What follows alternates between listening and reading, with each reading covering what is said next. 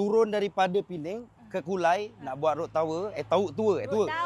Tower pula, tour. Road tour. Pastikan Tomahawk Air cukup ke tak?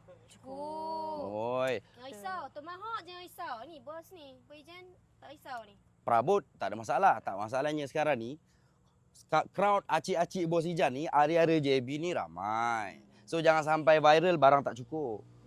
Baik dah.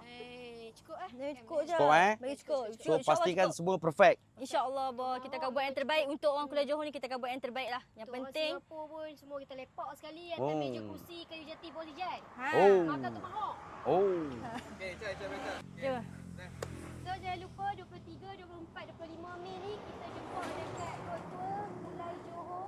Sama-sama kita makan nasi lemak Tomahawk ada dekat sana. Lepas tu kita ada bekerjasama dengan Bos Ijan dan tim Bos Ijan. Kita duduk kat